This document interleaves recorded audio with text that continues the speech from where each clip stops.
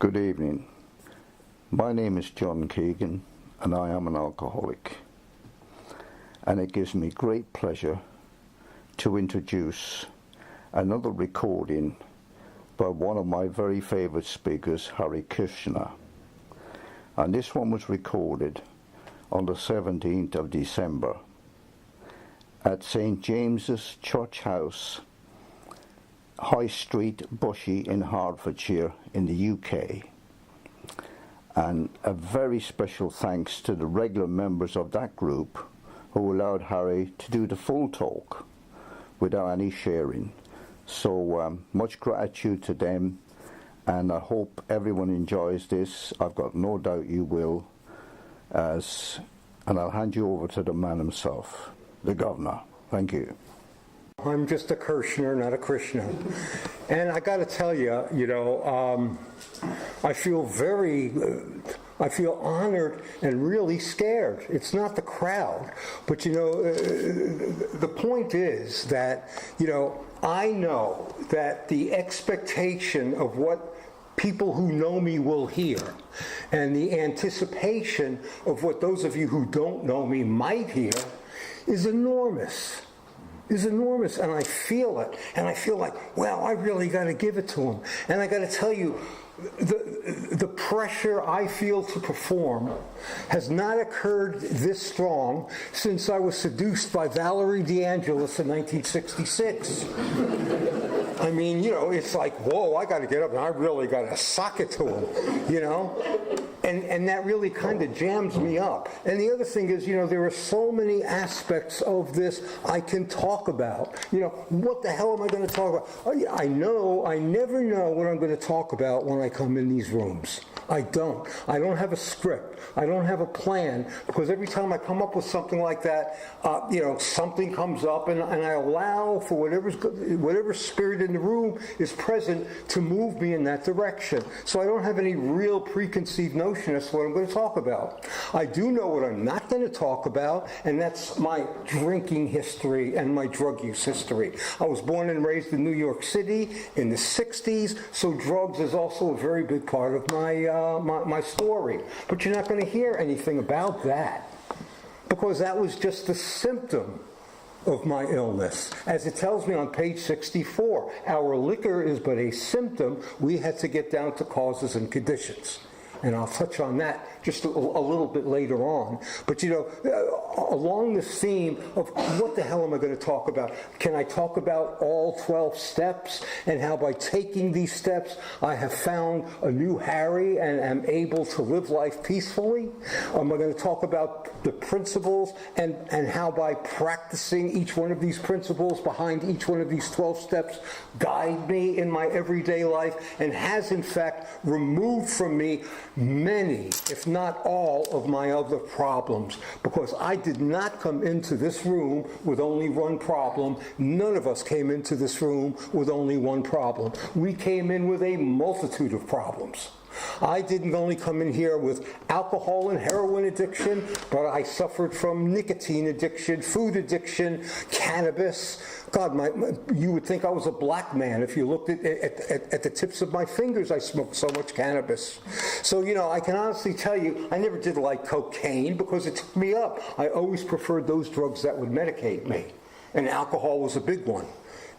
So if once I stopped drinking, I'd start my cigarette consumption. Once I put that down, I started picking up food, and once I put that down, I got into exercise. So, I suffered from substance addictions. I suffered from people addictions, codependency, an unhealthy reliance upon other people to fill that hole in my soul. I needed other people to make me feel good. I came in with that codependency, serial relationships, love and sex. Many of us have gotten involved in that. Then there are also the behavioral addictions. There's gambling, which I was never a gambler because I was too goddamn cheap. If I was going to lose my money, I wanted to see what I was getting for it. And I didn't like gambling. So, as far as a behavioral addiction was concerned, gambling was not my bag. But shopping and spending was a big one. Shoplifting was another one. And when I gained gained 10 stone in over a year, you bet your ass that exercise was another one, because I couldn't get laid unless I lost that weight. And that was big for me. I mean, who's going to screw an elephant? But the point that I'm trying to make is, I had all those. Then, of course, there are the thought addictions, my self-righteousness, indignation, my perfectionism, the judgments that I place on everybody, my rigid thinking that this has to be done this way. A guy looking for structure, and it didn't matter where it came from. If I could grab onto it to provide me the structure I was never able to attain, I'd go for it. And then, of course, are the feeling addictions, which many of us are very familiar with. The feeling of guilt, of shame, of remorse, feelings of unworthiness, feelings of inferiority. There's all those. So I didn't come in here with just one problem. And I can tell you, as I addressed each and every one of them, something else would come in and start to take its place, to fill that hole in my soul. And I can honestly tell you, I didn't really know what the hell was wrong with me. But I can tell you that by practicing these principles, I have solved generally all of those problems. I no longer have people addictions, no substance addictions, I have no behavioral addictions. My thought addictions have pretty much gone away. Every now and then I'll still get into self-righteous indignation, or rigid thinking, perfectionism. That still crops up every now and then, but not like it used to. And so far as my feeling addictions are concerned, I no longer feel inferior. I no longer feel that insecure. I no longer feel shameful or remorseful or guilt-ridden, because I have worked this program using the clear-cut directions out of this book. So I don't know what I'm going to talk about. Should I talk about the steps? Should I talk about the principles? Maybe I should talk about some of the awarenesses and awakenings I've had 18 years in sobriety. It's amazing how more awarenesses and insights had come to me much later on in years. And don't think for a minute, I didn't feel guilty about that for a minute. I said, you stupid ass, you've been here for 18, why didn't you see this? Because that's some of the expectations I place on myself. That I should be better than I am, that I should be smarter than I am. And that didn't come from Harry. That came from Harry's dad, and Harry's mom, and Harry's teachers, and Harry's sister, and Harry's school chums. You see? But it still comes up in today's Harry, And so I learned to see exactly the source of it and to recognize what it is. And that's just a lie. The fact of the matter is, I didn't see it at the time it came up because I wasn't ready for that information. I simply wasn't ready for that information. It's like you can look at it similar to audio tapes. At first it was like vinyl. Then they came out with reel-to-reel. Then they came out with 8-track. Wow, that was big news. You could play that in your car. Then they came out with cassettes. That was the next big thing. Then they came out with CDs. Okay, great. My wife and I just recently bought a car, and it doesn't even have a CD player in it. It's been upgraded to MP3. Now I'm out in the wilderness. I don't know how to make MP3. I could record a CD. I can't record an MP3. But you see, technologically speaking, this just gradually occurs, just like the awarenesses and insights I've had in recovery. It doesn't all come at once. As a matter of fact, from where I was when I first came in, the things that I knew then have grown and mushroomed into something much larger, considerably larger. So I can talk about that. I can also talk about some of the lies and misconceptions and people's opinions that you hear in AA, but I don't want to talk about that because that's negative. But what I always do before I speak, I close my eyes and I say a silent prayer. And I say, God, please help me speak the words that you would want them to hear. Just let me speak the words you would want others to hear. And you know something? At that point, it goes away, and I pick up the ball, and I could start talking, and, I'll start to go here, and then I'll start to go here. And after a few minutes, I'll find my path, and that's the road I go down, wherever it takes me. And I might veer off a little bit, but I'll try to stay on that path, whatever it may be. But something occurred tonight which didn't normally happen, which in fact never happened. I said, God, please let me speak the words you would want others to hear. And this time I got an answer. And that scares the shit out of me. Because tonight I'm going to do something I have never done before, nor have I ever attempted to do before. And I don't want to tell you what it is, because if I mess it up, I don't want you to know I failed. But the truth of the matter is, at the end of the meeting, I'm going to tell you whether or not I did it or whether or not I didn't, because it's an honest program, and I can go with that. But, I could tell you, growing up in the way that I did, I never felt like I fit. I never felt like I belonged. I always felt like I was adopted. I felt like I was very small and insignificant in a world so much larger than me. I really didn't know who I was, and I didn't have a place. And from a very early age, I asked these questions: is there really a God? Is there really a God? And if there is a God, is this God Catholic or Jewish? Because those were the only two religions I knew. I mean, there was a couple of Protestants and Episcopalians, but they were way out there. I had no idea what that. But Catholic and Jewish, either you were Jewish or you were Catholic, And I said, so is there a God? And if there is a God, is he Catholic or Jewish? Why am I here? Why am I alive? Why are we all here? Why are we all living? Is there some reason we're all here? And I got to tell you, I was 9 years old asking those questions. Not because I was some, Einstein trying to figure out the intellectual drama of life. It's because I was a kid and just very curious. And I hear about God is this and God is that. And let me tell you, growing up in America, it is impossible not to believe in God. Every morning I pledge allegiance to the flag of the United States of America and to the republic for which it stands, one nation, under God, indivisible, with liberty and justice for all. That's a bunch of horse shit. But you're here under God.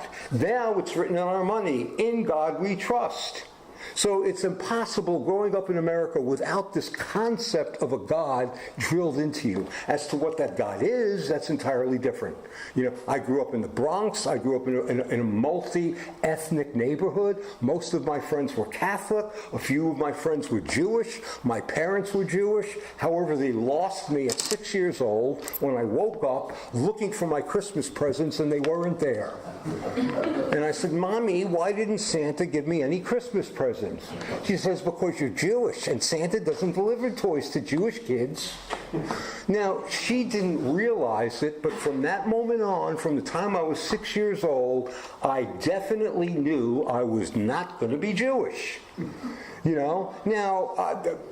They wanted me to get bar mitzvahed, and when I saw that there was money that to be made, I thought, okay, I'll do that. It was a party, and it was my party. Are you kidding? The grandiosity? Yeah, I could do that. But I was not a practicing Jew. Had no idea what Judaism was. Had no idea what Catholicism was. I knew that sometimes on Ash Wednesday, they'd walk around with these ashes on their head, and I couldn't understand what was up with that. But I knew each religion had its own kind of ritual and stuff like that. And, I was just curious. What's it all about? What's it all about? I was just trying to find something beyond what I had seen. I was looking for something much greater. You see, so I truly believe I was already a spiritual person trying to see beyond the tangible and beyond the seen. I couldn't quite define it, though, but I always believed I was more spiritual than not. And that was confirmed later on, But, I'm walking around, and I had lived my life believing that, you never forget your first lover. I never forgot my first lover, Valerie DeAngelis, or my first drink. I was 6 years old at a wedding, and I saw glasses of orange juice, and I picked one of them up, and I drank it. And I could feel that fire go down my gut. And immediately following that, I could feel the ease, the soothness. I was in a room full of people, and for the first time in my life, I absolutely felt normal. I didn't feel gawky or hung up. I was only 6, but I felt like I belonged. I felt like I fit. And so from that point on, I was going to drink orange juice. And when my parents went to the store, do you want anything, Harry? Yeah, bring back orange juice. And they'd bring it back, and I'd drink it, and it did nothing. You see, because the orange juice I drank at that wedding had vodka in it. It was a screwdriver. And nobody called you. It was just out there on a table. And here I am, a 6-year-old. I pick one up. I start drinking it. Nobody stopped me. And I could feel that sweet heart going down. And the feeling I got, that was it. I was hooked. And I was always, since I was 6, chasing that elusive feeling I'll never forget from that one night at the wedding. And I blacked out. You know, I don't remember anything other than taking a couple of drinks, and that was it. And the next time I was introduced to it was at some religious ceremony, some Jew thing, you know, on a Friday night where they were drinking wine. And this time they gave me a little bit of wine, and it was like grape juice with a kick. But the thing that I certainly recognized, well, wait a minute, this makes me feel good too. You know, and I'll never forget that night I became particularly good because I volunteered to help clean up the table. And when I saw unfinished glasses of wine, I would take them into the kitchen and I would start doing this. And I was 10 or 12. You know, I was introduced, then I started moving on to solvents, then I started smoking cannabis. By the time I was 15, I was already doing heroin. These things just all came to me. I wasn't seeking them out. It's just that when we are in that environment, they come to me. And I can tell you, each time I did something like that, it made me change the way that I felt. I was restless, irritable, and discontent. I was bored, restless, and terribly unhappy. You know, nervous rather. So if any of you can relate to that, that was me. And that's really all of us. Why do we drink? It tells us, as far as in the doctor's opinion is concerned, it says men and women drink essentially because they like the effect produced by alcohol. They are restless, irritable, and discontent until they can again find that sense of ease and comfort which comes at once after taking a few drinks. And that was absolutely perfect for me, because that's true. I didn't necessarily know I was restless, irritable, and discontent. All I knew is that when I took a few drinks or other things, I felt that sense of ease and comfort which I had always wanted, which I had always sought, but I could never find. So I didn't become an alcoholic like some of us have. You know, I was born an alcoholic because the moment I drank it, I knew that was it for me. You know, and as I got older and I had a paper route, you know, I learned how to buy it. At the tender age of 14 and 15, I knew how to buy it by simply standing outside of a liquor store, handing a guy $1 so he can go in the store and buy me 2 bottles of Thunderbird wine. It was real rot gut, but man, it got you high. And I remember I'm just standing out there like a little orphan looking for the right kind of guy that I could give the money to, acting cool. Hey, mister, will you go in and buy me a couple of bottles of Thunderbird? You know, and he'd take my $1 and he'd walk in and he'd walk out waiting for my Thunderbird. He'd say, oh, go fuck off. I couldn't wait. I couldn't wait until I was 18 so I could then go in and buy it for myself. You know, I hated being at somebody else's mercy for buying the thing that gave me such ease and comfort. You know, and from the time I was 17, 18, I was off and running. I would go to Central Park and sell people cheap, fake dope, you know, and then come back uptown into the Bronx and buy what I really wanted. You know, spend a couple of weeks away from Central Park, then go back and do the same thing, or then maybe hit Greenwich Village, do the same thing, then go back up to the Bronx and buy the stuff that I really wanted. So I was always able to support my habit. You know, but that was my life, and for me it was just, I didn't really know who I was, didn't know where I fit, didn't know who I belonged or where I belonged. You know, it tells us our stories disclose in a general way what we used to be like, what happened, and what we are like now. Now, when you read what we used to be like, a lot of people think, oh, now I got to tell my story. Well, I do tell my story. I don't tell my drinking story. I tell my recovery story. You see, but that's more along the lines of what happened. What I used to be like, well, it's in my book. I can't say it better than the book. And I am a big book thumper for a number of reasons. For one thing, the book has never lied to me. It has never lied to me. It tells me the truth. There's much in it that I was not yet able to identify with or grasp, but it's in there. It's in there. You know, and I know exactly where it is now. But I love the big book because, A, it tells me why I drank. It tells me what I was like. I was restless, irritable, discontent. I was nervous, bored, and unhappy. You know, and then when I turn to page 52 and I see those bedevilments as not only the reason why I drank, but also the effect of why I drank. So it was a double-edged sword. I drank for these reasons, but at the same time, the more I drank, the more these bedevilments seemed to get worse for me. And what they are is I was having trouble with all my personal relationships. Just not my romantic sexual relationships. I was having problems with all my personal relationships. My family, people that I drank with, people that I used with, people that I worked with, people that I worked for. As I got older and went into business, I couldn't get along with my employees. I was having trouble with my suppliers. You know, so I was really having problems with everybody in my life. They just couldn't seem to do what I wanted them to do. I could not control my emotional nature. You know, my mood swings would go up and down like a honeymoon dick throughout the day. You know, one minute I'm feeling good, the next minute I'm not. One minute I'm feeling just a bit suicidal, but I'm not really suicidal, I'm homicidal. Why kill me when you're the fucking problem? But the issue is there's too many of you. So I can't kill all of you. And then I figure, well, it's just easier topping myself. And now I'm back to me. But, you know, I had some real issues about that. You know, God gave me the precious gift of life. I didn't want him to kick my ass if I took it away.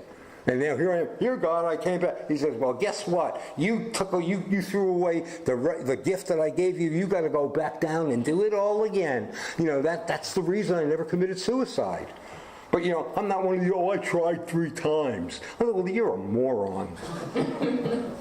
I know exactly what I needed to do to commit suicide. You know, I grew up around guns. That was very easy. And even if I didn't have a gun, I could jump off a roof, close my eyes. It doesn't matter. The only thing that'll hurt is the sudden stop.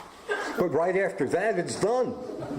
You know? So there's innumerable ways I could certainly top myself off. So I tried killing myself 3 times and things like, Jesus, you must be stupid. No, but the real reason is when we want to commit suicide, it isn't because we want to really kill ourselves. It's because we just want to stop the pain. And oftentimes it is a cry for help. But this is the way we do it. It's an infantile and very selfish act. But that's what we do.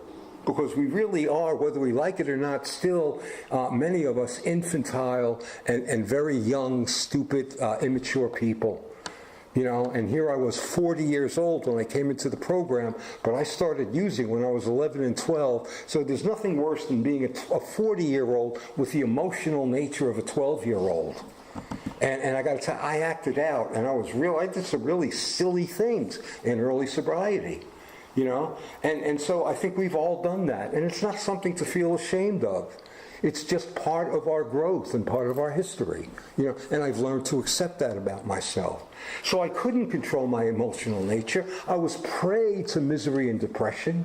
I could be sitting out in my garden in West Palm Beach, Florida, and I could just be drinking something or smoking a joint and just enjoying the beautiful scenery, the sunny sky, and then all of a sudden a thought comes to me.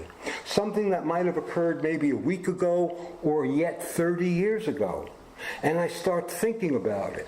And before I know it, the emotions, the feelings, all that old stuff that I felt then is revisiting me at that day. Now here I am in absolute misery and depression over something that happened 30 years ago. And I was just prey to that.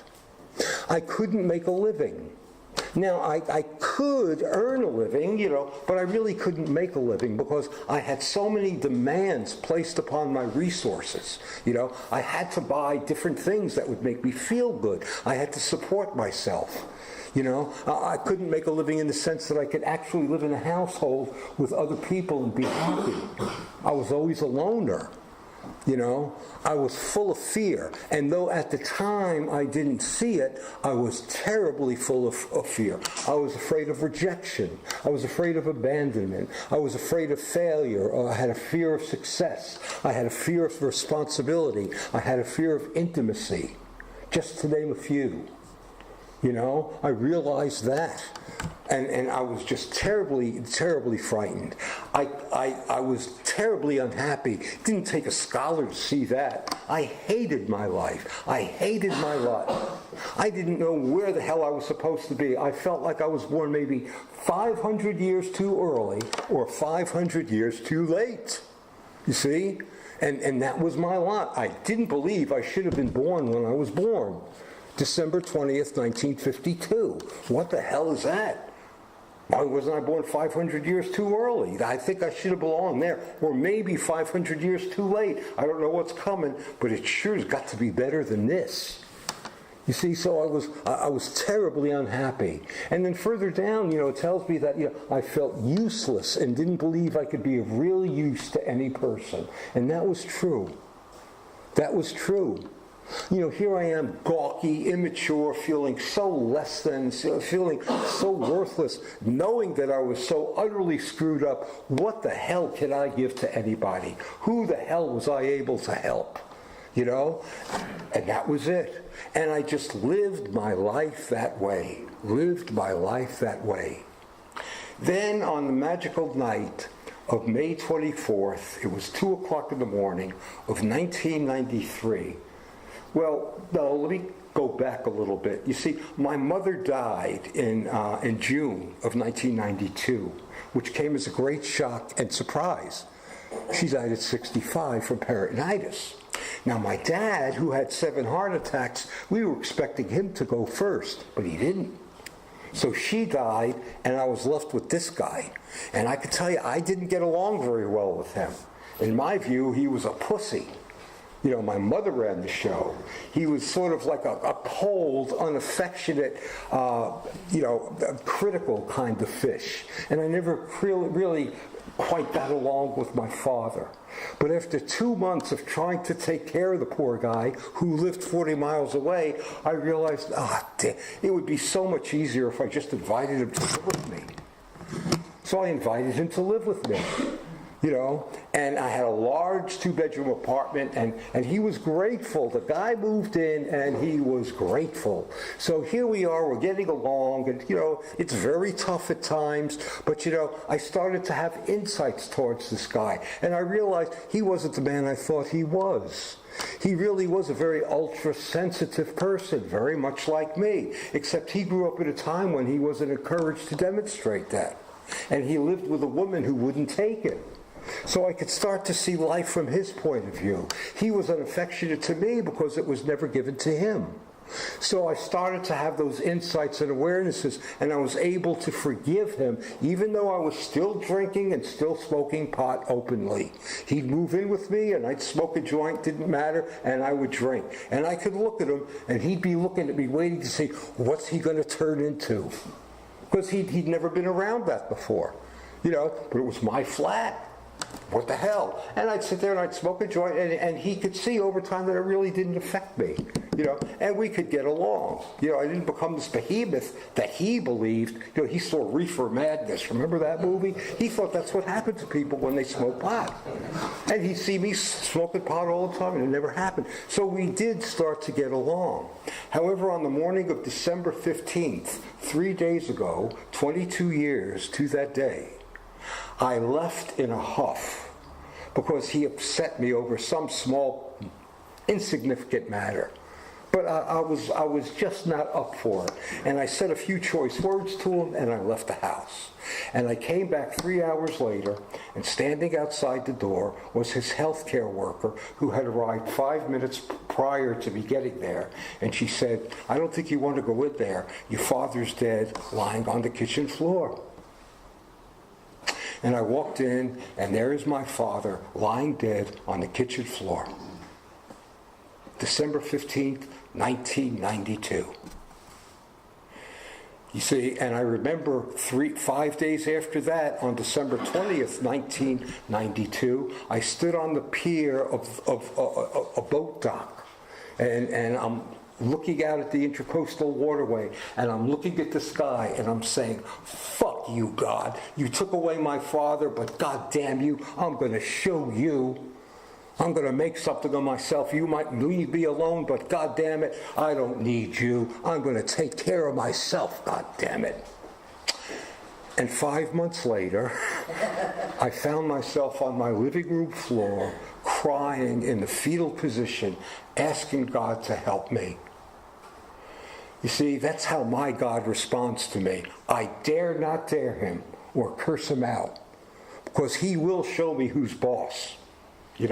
And so, on the morning of May 24th, 1993, I got a telephone call from a woman that I was very familiar with, who I really wanted to get into her pants, who called me from prison saying, "Oh, Harry, I'm so upset. They just arrested me for breaking a false prescription. Yeah, I need your help. Please, will you bail me out of jail? I'll do anything." Anything? No problem. Because I knew exactly what anything meant. And I could use a good shag, so I'll bail her out. How much is it going to cost? $100? Okay, I'm not just going to get one. She's going to pay for this one. You see? So I went back to the jail. Now it's 5 o'clock in the morning, paid her bail, and waited for 6.5 hours until 11:30 in the morning when they finally let her out. And I'm ready to take her home. But she comes out and she says, "Oh, Harry, I need a meeting terribly. Will you please take me to a meeting?" I didn't know what the hell she was talking about. I knew it wasn't a parent-teachers meeting. I knew it wasn't some Tupperware party. She wasn't going there to buy plastic containers. I didn't know what kind of meeting she was talking about. But it didn't matter, because I'm going to take her to that meeting, and no sooner is that meeting over, I'm going to take her home and fuck her. That's what was in it for me. And we drive up to a place called the Triangle Club in downtown West Palm Beach on 4th Street, surrounded by all these fancy high-rise law offices. And here's this little 3-story building built in the 1920s that was an AA clubhouse called the Triangle Club. And I'm looking at it, and there's all these people standing outside talking, laughing, smoking cigarettes, having a whale of a time. And I felt terribly uncomfortable, and I'm walking up to them with Renee. That was her name. And everybody says hello to Renee. "Renee, we haven't seen you for a while." And then she puts on her show. "Oh, man, I'm just so upset. I got arrested today. I just got out of jail." And, she didn't bother telling them who I was. She didn't tell, thank God for this guy for bailing me out of jail. It was all about her. "Oh, God, I'm so glad I'm here. I missed you guys." And I'm saying, oh, she's so full of shit. Couldn't stand it. But I went in by myself, and over the double doors leading into the room was a big sign that said, "You are not alone." And I looked at that, and I shook my head, and I said, "You want to bet? I've always been alone. I've always felt alone. I was never part of you guys. Now I see this stupid sign trying to convince me that I'm not alone, And already the judgments came in. The judgment towards Renee, the judgments towards the people sitting outside those rooms. The doors opened up and I walked in and I'm looking at all the people. There were young people, old people, there were people dressed in very expensive business suits, and there were like hobos. You know, there were very beautiful women and there were some real skanks. There were some real handsome men and there were some real dirty dodgers. But, you know, in front of me was it was life. It was everybody. And what would they do? They were all laughing and smiling and shaking hands, and I'm walking into and saying, what the hell is this? I've never experienced anything like that before. And there was a guy there, and he says, hi, my name is Charlie. Have you ever been visiting us before? I said, no. He says, well, great. Look, there's the coffee pot. Have a seat. He says, do you smoke? I said, no. He says, well, you need to sit in that area if you're a non-smoker. And I got to tell you, in that room, it was ridiculous because for the non-smoking area, sitting in the same room with 7/8 of a crowd that smoked, it was like having a no pissing section in the swimming pool. You know, but you know, I went to the no smoking section, and you know, that's all it was. He didn't ask me my name. He didn't try to qualify me. He didn't ask me if it was my first time at AA. All he did was welcome me, show me the coffee pot, invite me to have a couple of their cookies, and sit wherever I liked. And that's all I wanted. And I sat down, and I'm looking at all these people, and there must have been 80 people sitting in the room that day. It was the lunch bunch group. See, we got out of the prison at 11:30, and I took Renee to the Triangle Club, which was only about 15 minutes away, for the meeting that was going to be starting at 12. So it was like all God.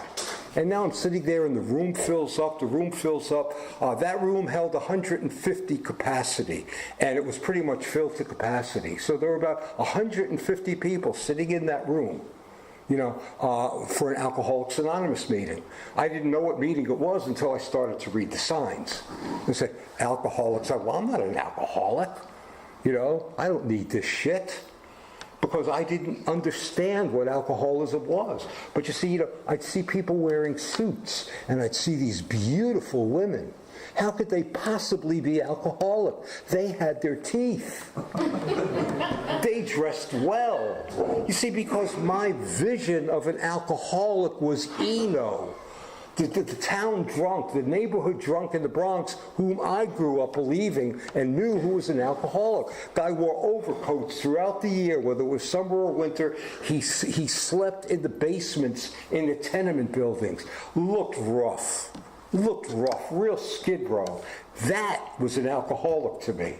Not this beautiful woman wearing a dress or this guy wearing a business suit.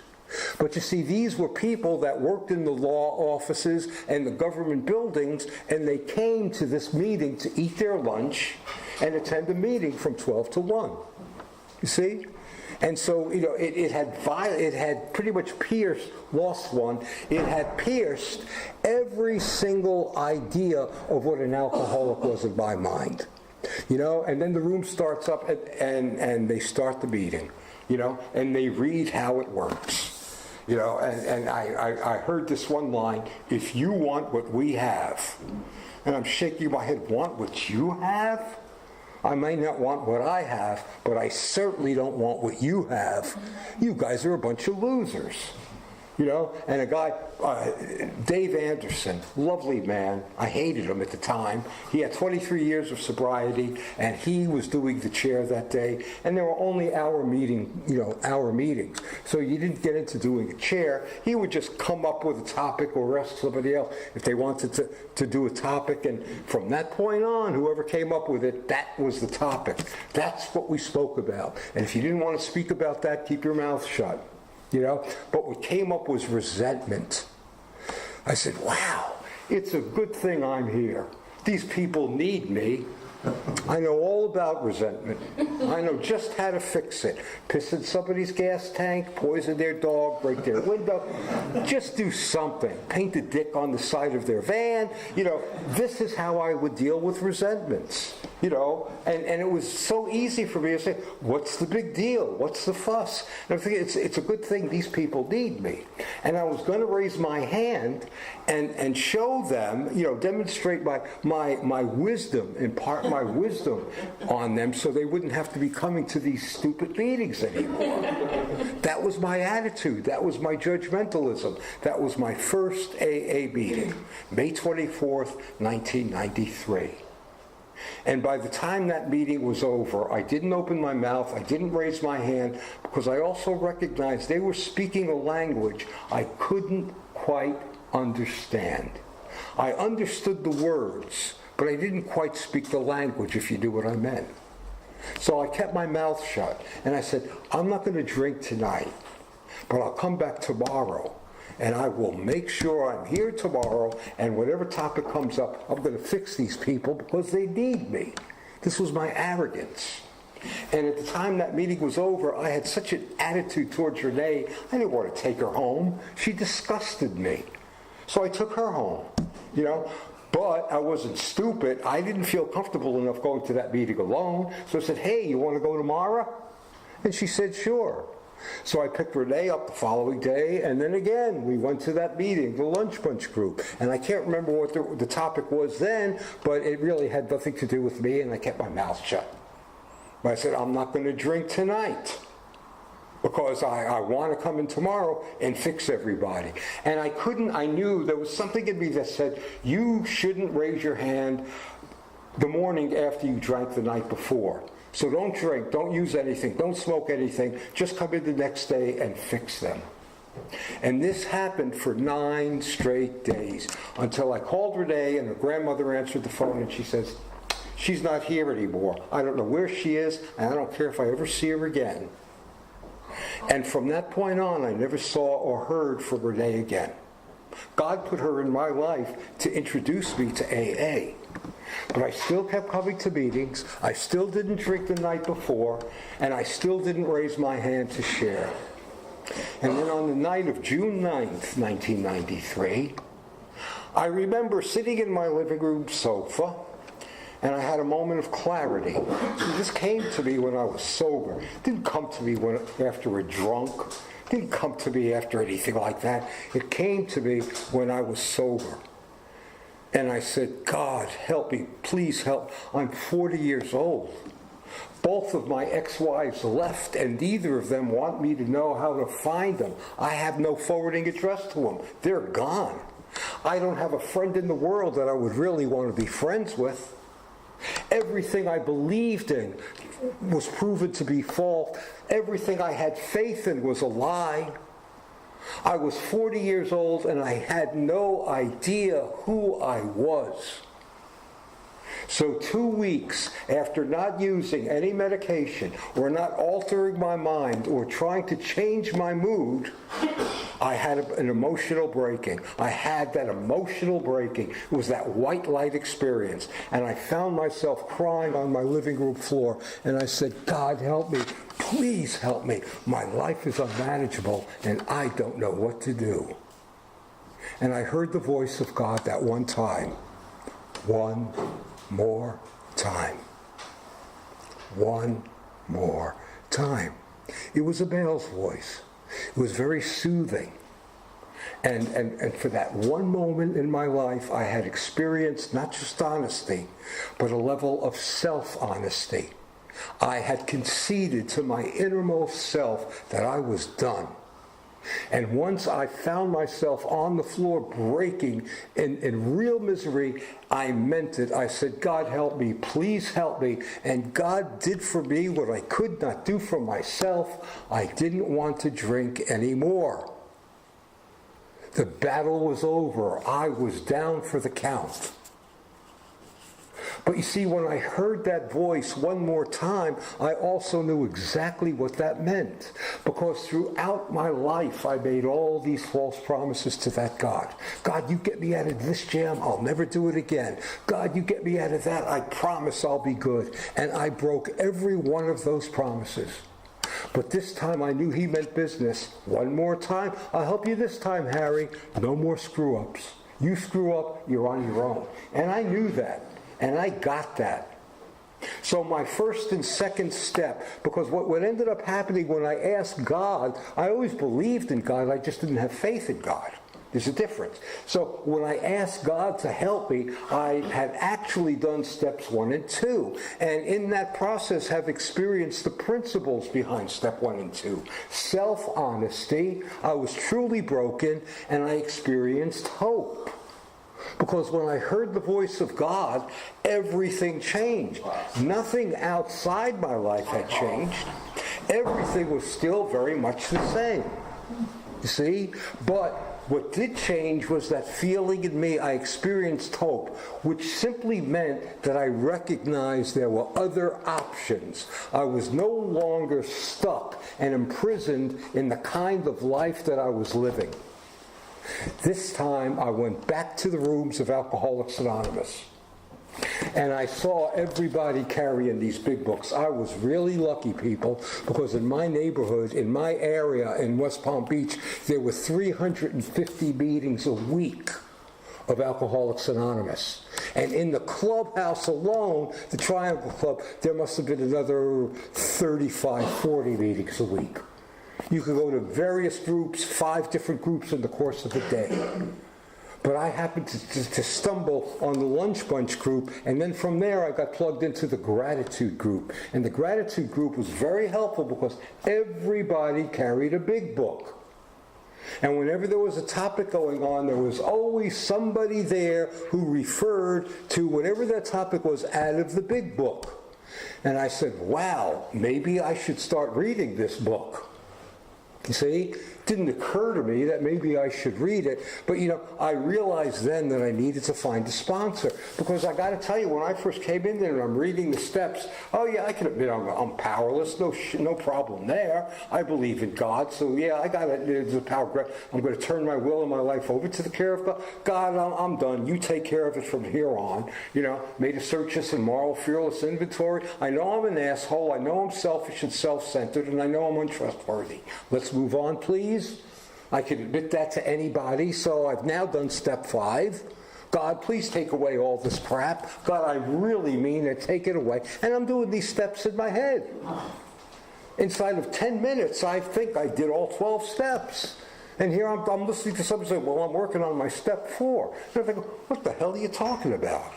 You see, but this time when I came in there, I knew I needed to work these steps, and I needed to find somebody who understood the program of recovery from the big book. Because it was my observation that those people who used the big book were able to meander through life's tripwires and booby traps better and more efficiently than those people who didn't use the big book.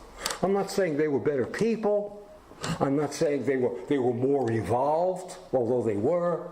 But the fact is, I wanted what those people had, and they seemed to be living life more fully, more able to go through life's tripwires and booby traps easier than other people who didn't find their recovery in the book.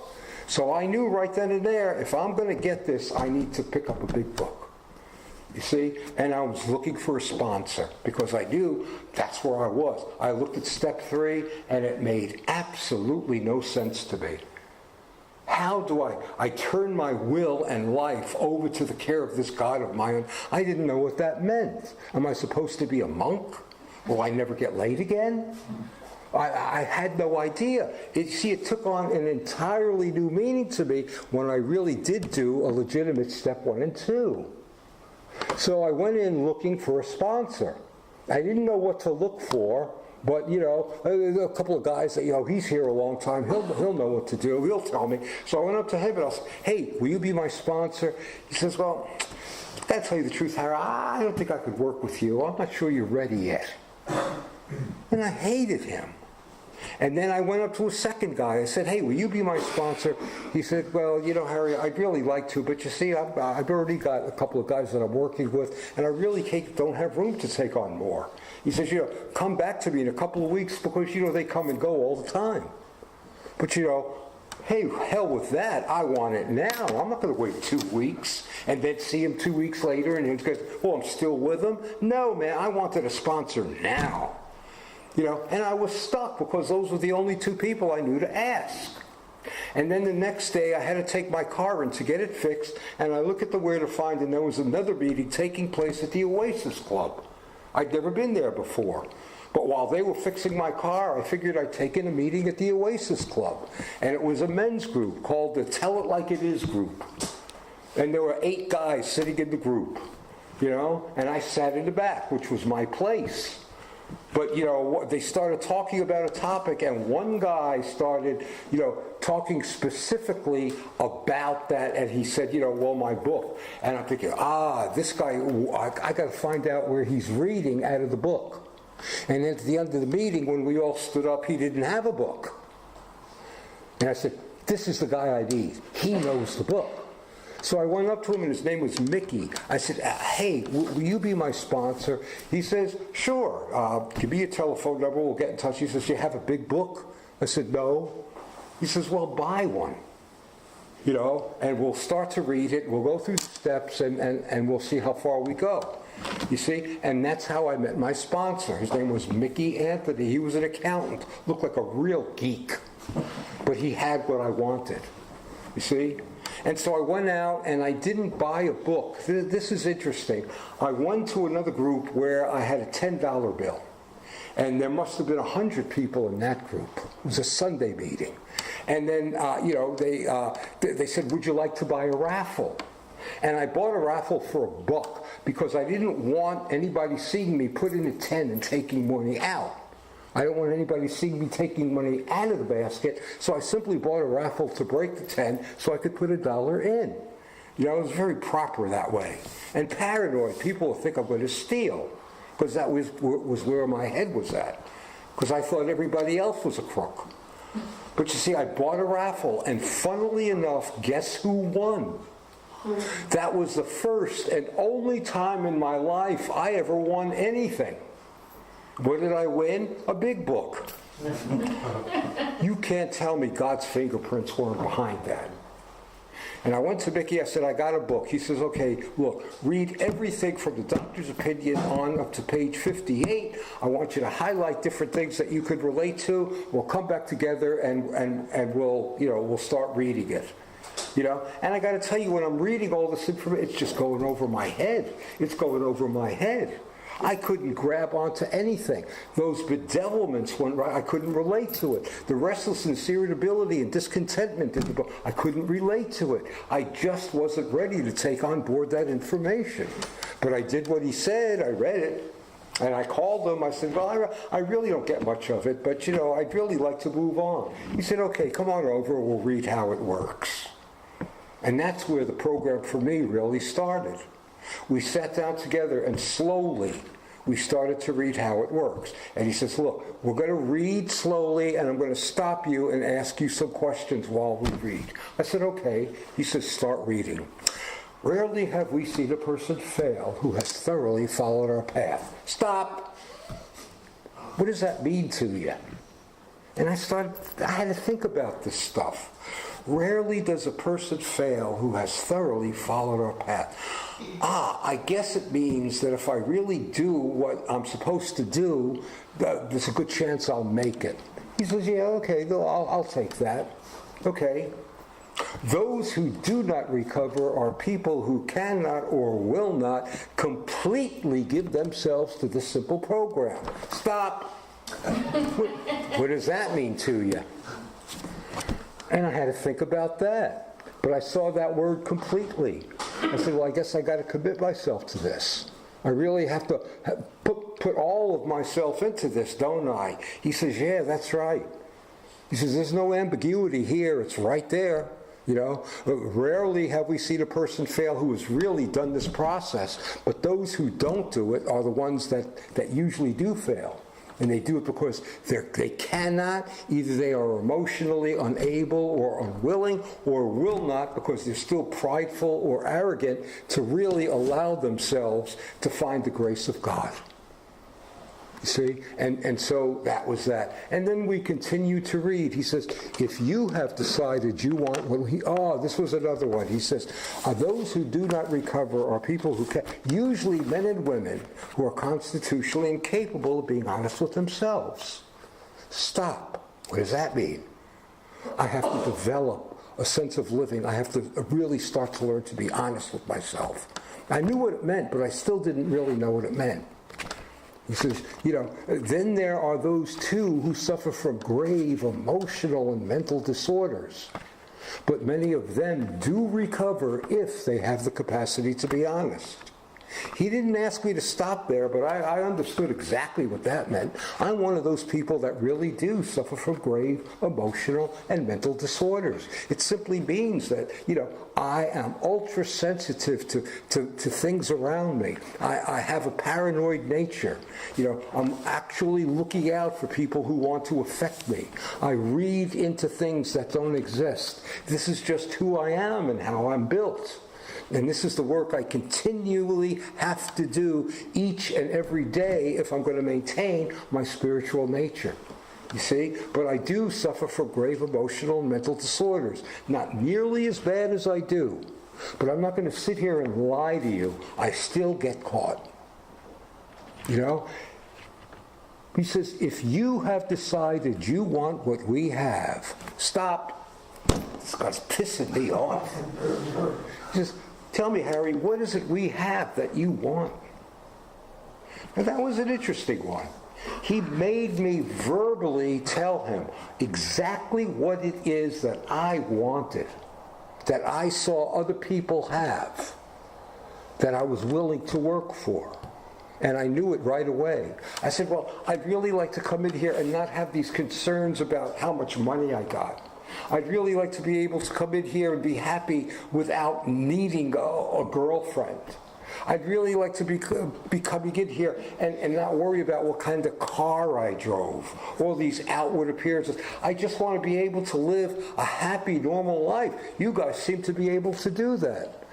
And that's what I want. And he says, great. He made me verbalize that because he wanted me to know what it was I was going to be working for. He says, and are you willing to go to any lengths to get it? At the time, I said, well, sure, no problem there. Because I really didn't know what going to any lengths meant. For me, it was easy. I lived alone.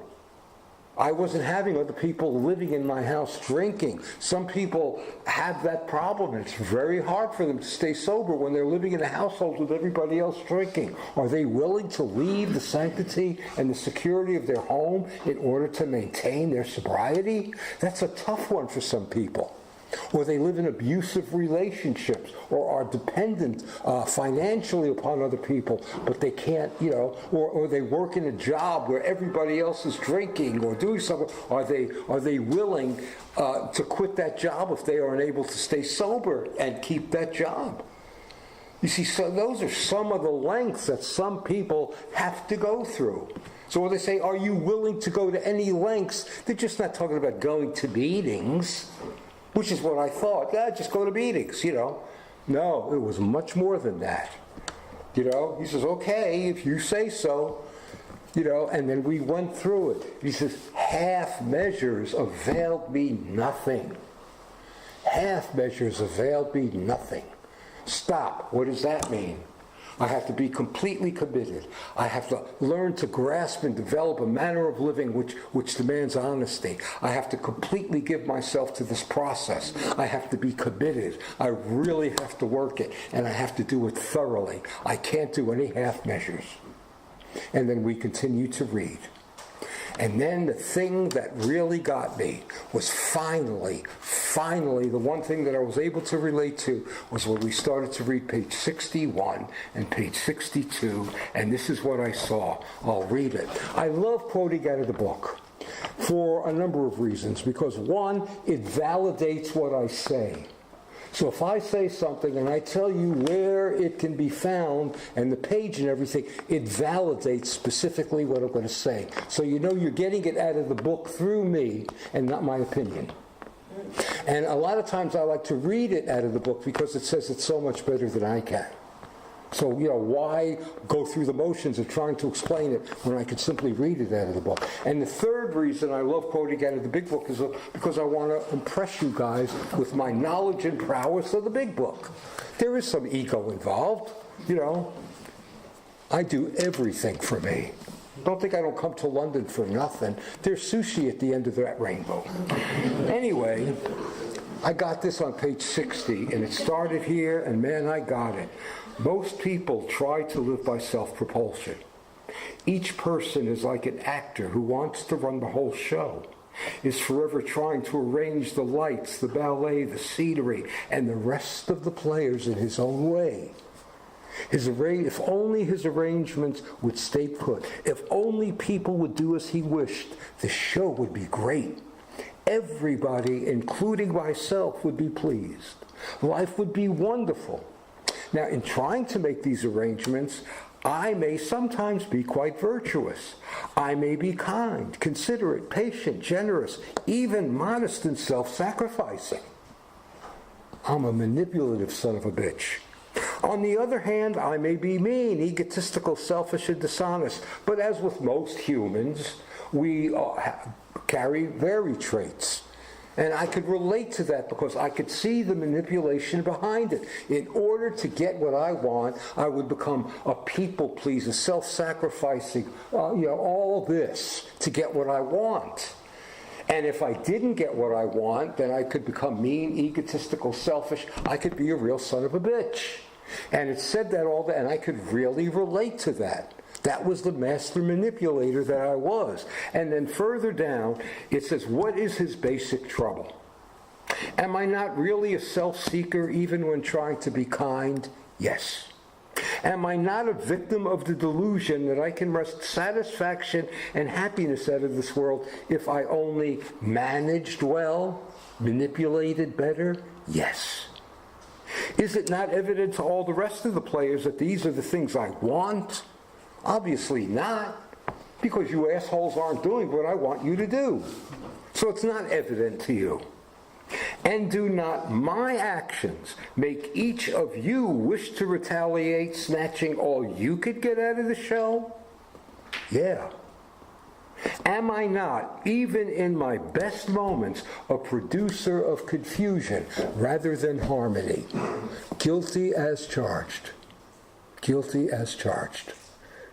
So at that moment I realized, wow, I was responsible for my life. I was manipulative as hell because I wanted things from people. I was delusioned over the fact that they owed it to me.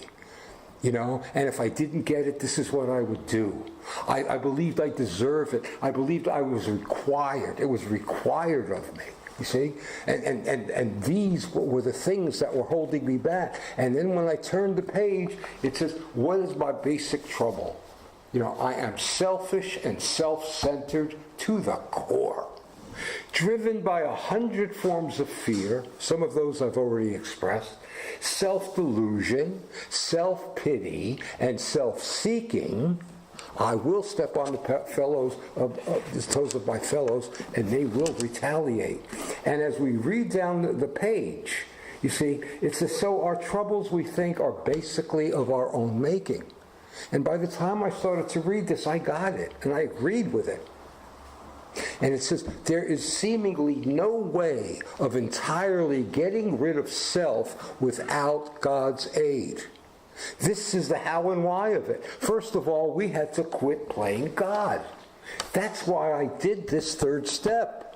Because I'm full of selfishness and self-centered. I'm full of fear, self-delusion, self-seeking, and full of self-pity. I can't get rid of that without God's aid. And when I recognized that and truly believed it, then we continued to read, and then we got on to page 63, and my sponsor said to me, he says, you understand why you're doing this, don't you? And I did. He says, are you entirely ready that you can give yourself up to this? I said, yeah. He says, do you want what we have? I said, yeah.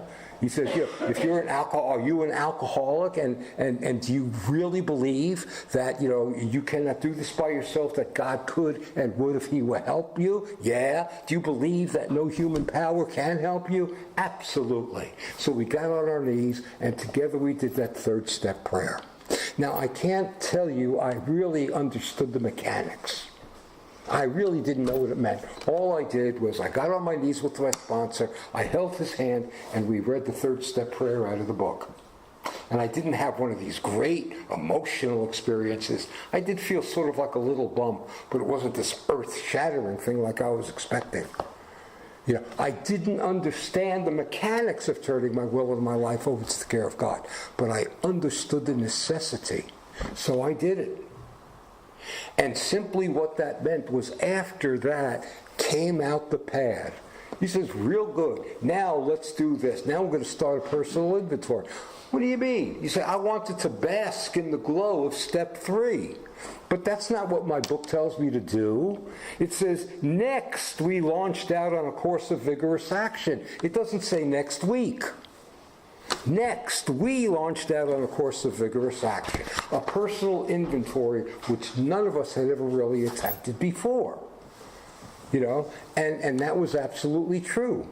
See, though our decision, step 3, was a vital and crucial one, it would have little permanent effect unless at once followed by a rigorous effort to face and be rid of the things that were blocking us. So I did it just as the book laid out. First, I made a list of the people I resented at that time. And at that time, there were only 5 or 6 names that came up. My ex-wife, a couple of other people here and there, but no more. But then further down the page, it says we went back through our lives. That's a hell of a lot more names. And I started to dredge up and I could tell you, the thing that amazed me was with the clarity of how the memory of these people and what they did that pissed me off came up so easily. I remember people from grade school who I hated because they called me a pimple face, or they stole my pencils, or they did some meaningless other piece of crap. I resented people that I never met.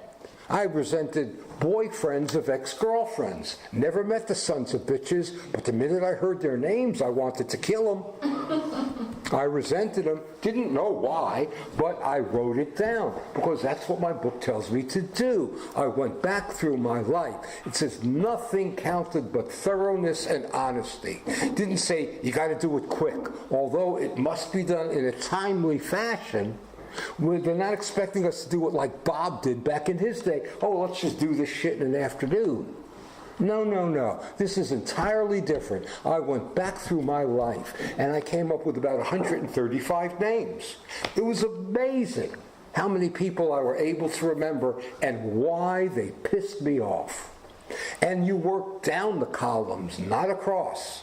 So first I wrote down all the names. And then I started to write down in detail what each person did. My ex-wife, she left me after 12 years of marriage. She left me after I paid off her credit cards. She left me after I got her car fixed. She used to talk to me, she used to talk about me to her mother. She used to talk about me to her sister. She gave lousy blowjobs. She was a slob. She kept her makeup all over the place. She kept bugging me to have kids.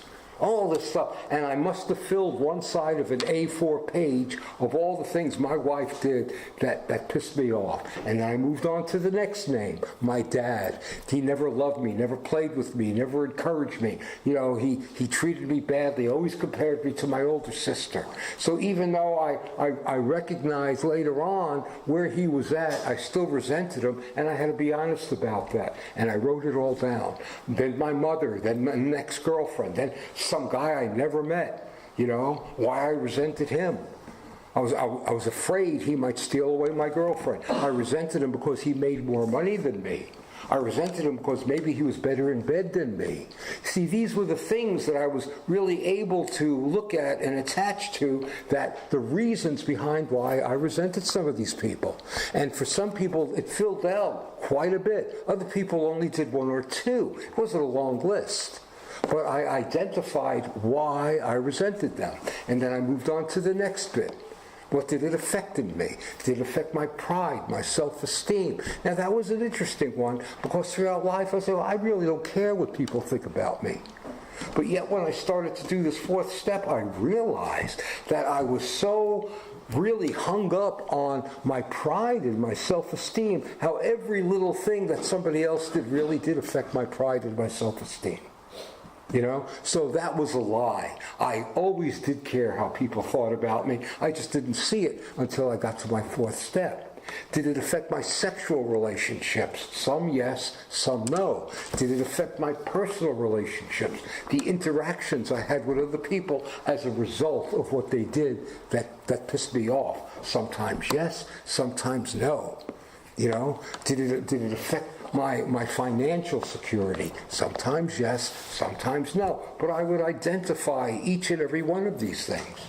And it was amazing of the pattern that I start to see develop as I started to do these names. The thing that always came up was my pride and my self-esteem, or my sexual relationships and my personal relationships. Financial ones, sometimes yes, sometimes no. But you see all that other thing. And now the big one, fear. I had to do a separate fear list. Notice the word fear bracketed. It's a small, that evil, it's an evil and corrosive thread. That small word is an evil and corrosive thread which shoots through the fabric of our existence. And I was building upholstered furniture at the time, and I got a clear indication when I was working with rare silks that a flaw in that fabric was just a corrosive thread which really shot through that fabric, and I couldn't use it. It made it all just, So I really got a very good visual as to fear. And it's that, it set in motion trains of circumstances brought upon us which we feel we didn't deserve. You see, so then, I went on to the fourth column. What was my part in this? Well, my wife left me after 12 years. Well, she didn't leave me because I treated her nicely. She left me because I was an unsupportive, unreliable, cheating, lying, husband. Arrogant, belligerent, and very unaffectionate. I just didn't have time for the woman. That was my part in it. She left me after I paid off her credit cards. Well, it wasn't just her debt. I was very happy to buy stuff that I wanted on her credit cards. So, when I paid it off, it just wasn't all her stuff I paid off. It was a lot of it was mine too. And she left after she saw that opportunity. She left after I fixed her car. See, well, that was easy. I was driving at the time a 280ZX, fancy one. And I was buying all sorts of things for my car. And I wouldn't put anything into her car. Finally, I gave in and I fixed her car because I just wanted her to stop bugging me. But then again, that was my part, so I was always fixing up my car, so I never fixed up hers. She spoke to her mother about me. What was my part? I became emotionally unavailable. She couldn't talk to me. I didn't want to hear it. So of course she's going to go to her mother. Of course she's going to go to her sister. She gave lousy blowjobs. Well, she knew I was cheating on her. Who the hell was I with before? She didn't know what she was getting, and she didn't love me. And sex became just, I'll give it to you. But, it was like, why would she want to please me when she herself was feeling so miserable and so cheated upon? So I started to see how it was really my stuff that caused all these people to do the things that hurt me. And I realized then that I was not the victim of my life. I wasn't the victim. I was the perpetrator. All these things that occurred to me happened as the result of my doing things to get what I want. And my fear of rejection, how I did a fear inventory around rejection and intimacy.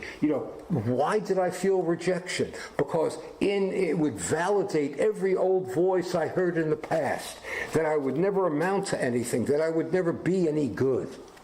You see, all of that. And I didn't want to validate those voices. What did I do to avoid feeling rejected? I would cling onto the person that I wanted not to reject me. But guess what? That suffocated them. And they would reject me because of it. You know? What occurred when I did feel rejected? I'd become very vindictive. I'd sometimes become prideful, or I would withdraw. I would point the fingers and blame everybody else. You see, I looked at each and every one of my fears, and I saw how all of these things affected me. My fear of rejection, my fear of failure stopped me from going after things that I could have been successful at. But when I was on the cusp, because I had such a need for approval and recognition, that when I did land the job, I wanted to show this guy how lucky he was for hiring me. And so I worked my ass off, and guess what? He did. And when he wanted to give me more responsibility, I would self-sabotage, because God forbid I should succeed, because I had a fear of success. Why? Because I'd have to be responsible. I'd have to be accountable. And I didn't understand how these fears influenced my behavior and created the very scenarios in my life that occurred until I started to do an inventory around them in my fourth step. And there were so many more. How my character defects, my arrogance, my self-righteousness, my anger, you know, my greed, my envy, my lust influenced my behaviors and created situations. I got that all out on paper. It took me about a month and a half. Couldn't do it overnight. But I did it, and it was thorough, and it was honest. And then I met with my sponsor, and we did the fifth step, and before we even started, he said, well, before we start, Harry, just tell me the one thing that you thought you would take to the grave, that you thought you would never disclose to anybody else. I said, wait a minute. I was just prepared to read what I wrote, you see? But the funny thing is, there were episodes that occurred in my life that didn't make my resentment list. I did a lot of bad things and shameful things that I have no resentment towards. So they never made my fourth step. But he wanted to hear it nevertheless. And for a minute there, you know, like I gulped. And I told him a couple of things. He says, that's it? I said, yeah. You know, he didn't laugh, didn't make me feel ashamed. I let it out. For the first time in my life, I told another person precisely that thing that I thought I would take to the grave. And I got to tell you, folks, after that, it was a breeze. Who didn't cheat on their wife? Or who didn't steal from their employer? Or who didn't do something like that? There's no shame in that. I think we've all done it at one point or another. If not actual physically, we've all done it emotionally. You know, so, you know, there was no shame in that.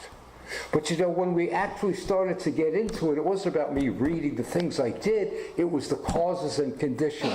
Why did I do it? What was behind by doing it? See, that was entirely different. That's where, you know, my fears really did come in. That's how I really started to understand how they influenced my life. And my character defects, that's how I really started to understand how my character defects influenced my life. And by the time we got to step 6, seeing exactly how they all messed me up, you bet I was entirely ready to have God remove them. Step 7 was simply a launching pad. I humbly asked him to remove my shortcomings, which prepared me for step 8. Now, when we got to step 8, that's where I wrote a list of all the people I had harmed. Not just the people I had hurt deliberately, or the people I had hurt personally, but the collateral damage, the people that were affected as the result of my hurting them. So if I punched Dave in the nose, I may never have met his wife or his kids or his employer if he had, well, you know, or his employees, but by my punching Dave, am I screwing this up? No. Okay, if I'm punching Dave in the nose and he can't go to work, it's hurting a lot of people, and it's certainly causing his wife a lot of grief. And I had to be able to write that down. Dave's wife. You see? And I knew why I hurt them. It didn't mean I made amends to them. See, the 4th step showed me how my fears and character defects influenced my life. The 8th step showed me how my fears and my character defects influenced the lives of other people. And I can tell you my 8th step list, oddly enough, was much longer than my 4th step. Because my actions created an awful lot of collateral damage. And then when we got to the 9th step, we whittled down the names from a list. I can't remember how many were on there, but I think there were maybe 15 or 20. And the first ones I did were the financial amends, because they were the most tangible. I could pay them off, get rid of them. The other ones, there were people that were dead. My parents, dead. My ex-wives, gone. Couldn't see them, didn't know where they were. How do I make amends to people like that? But I realized, I wanted to become, the best way to make amends to my parents was to become the kind of person they would have been proud to bring into the world. So the person I am today is a direct result of my ongoing amends I make to my parents so they could be proud of the life that they had brought into this world. Yeah, I make amends to my ex-wives and ex-girlfriends by remaining faithful to the wife I have now, wife number 3. On January 1st, we have been married for 19 years, and the first and only one I have never strayed. We have a pretty good relationship, thank you. Took some work, but we have developed a real honest and loving relationship. And I did that by practicing these principles and incorporated the steps and even some of the traditions, which I don't have time to touch on. I don't have the time to talk about anything now. Couple more minutes. But you see, I did that. And then step 10 is the ongoing prayer. The first 3 steps is I give it up. I can't, God can, I'm going to let him. The next 6 steps is where I clean it up, starting with step 4 through step 9. I make those amends. But there's one other story I want to tell quickly before I end it on the 9th step. I wrote a letter to my wife.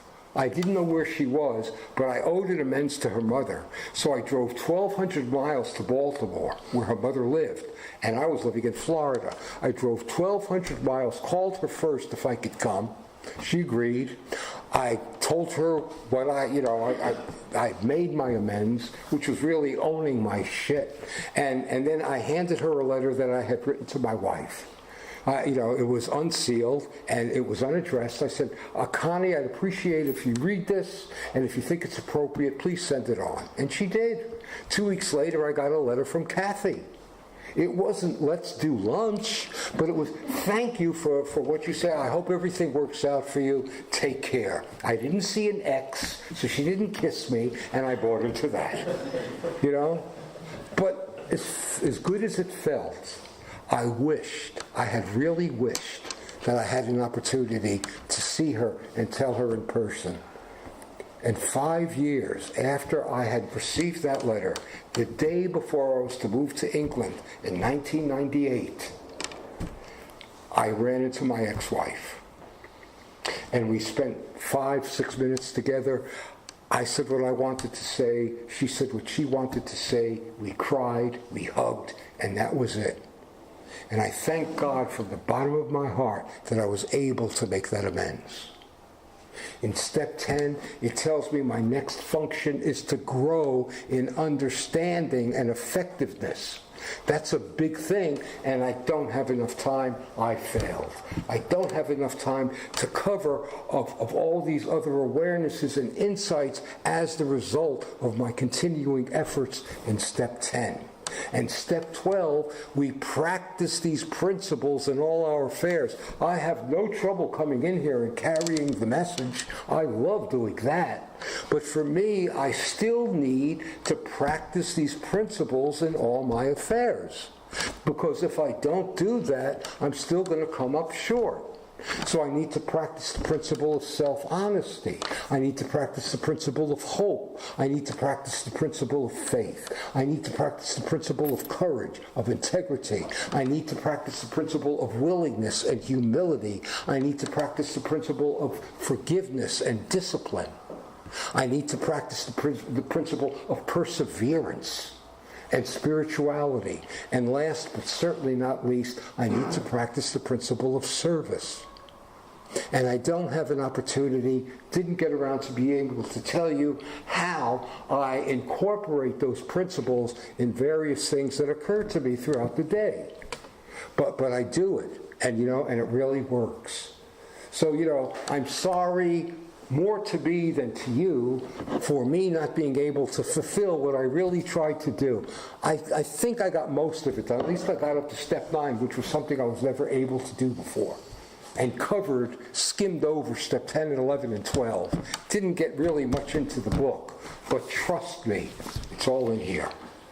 And I'd like to leave you with this.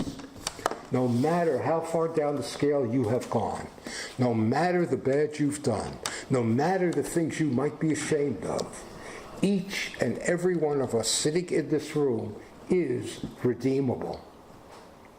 There is a way out. But there is a price we have to pay, and it's called working these steps and maintaining the effort we put into keeping what we got. It's not a program for people that need it. We all need it. It's not even a program for people that want it, because lots of people want it. It's a program for people that want it bad enough in order to do the work to get it, and then continue doing the work in order to keep it.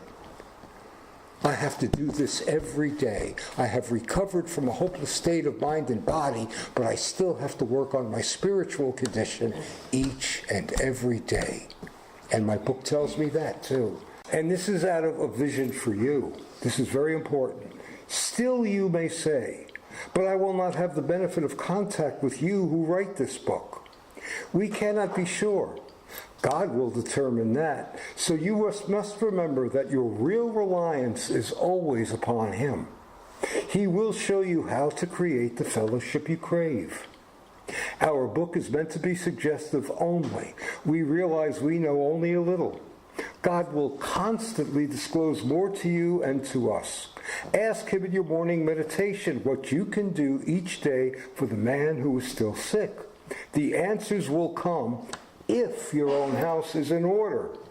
But obviously you cannot transmit something you haven't got. See to it that your relationship with Him is right, and great events will come to pass for you and countless others. This is the great fact for us. Abandon yourself to God as you understand God. Admit your faults to Him and to your fellows. Clear away the wreckage of your past. Give freely of what you find and join us. We shall be with you in the fellowship of the Spirit, and you will surely meet some of us as you trudge the road of happy destiny.